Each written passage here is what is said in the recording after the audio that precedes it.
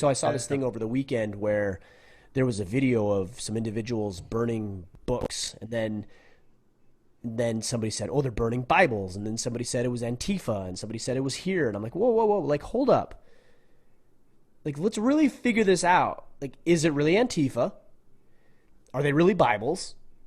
Is it really in Portland or wherever you say it is? Like, I want to know if that's actually true before I jump on the bandwagon and say, yeah, look at Antifa burning books." Now, based on what I've seen, that happens to be the case, but not enough of us do our own research to figure out what's actually happening, and we just accept the narrative.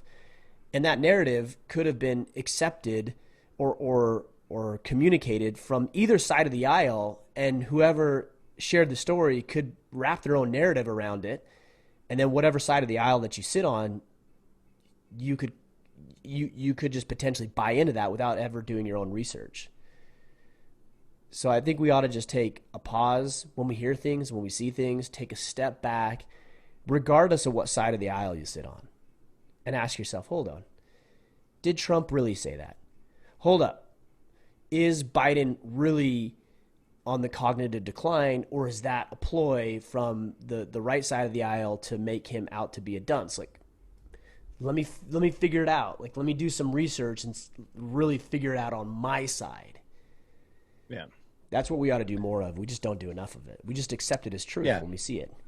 Yeah. And own what we promote, right? Like if I'm promoting Black Lives Matter, or if I'm even just promoting it, let alone donating money, is like, what's the organization what do they do? Like, other than create a narrative, like where does that money go? Who are they supporting? In what ways do they do that? Like, and it's funny because I think it's just social construct where we just toe in line and go, oh, well, everyone's doing it and the narrative fits. So, now like a little bit of the social pressure, right, to conform. And if not,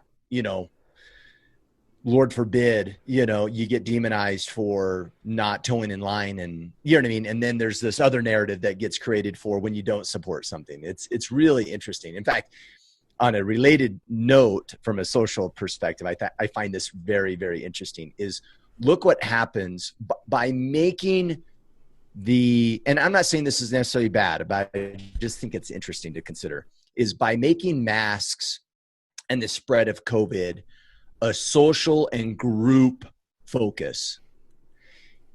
People that are naturally want to be victims will latch onto that victimhood and blame others for their circumstance. So for On either instance, side, by the way. yeah. And so you look at this scenario by which someone will get sick, and then whose fault is it? Well, it's everyone else's. Well, it's your fault, Ryan, that my dad's sick and he died because people like you don't wear their masks, right? And it's like, whoa, like we've removed the accountability of even our own health, and we put it back on the group.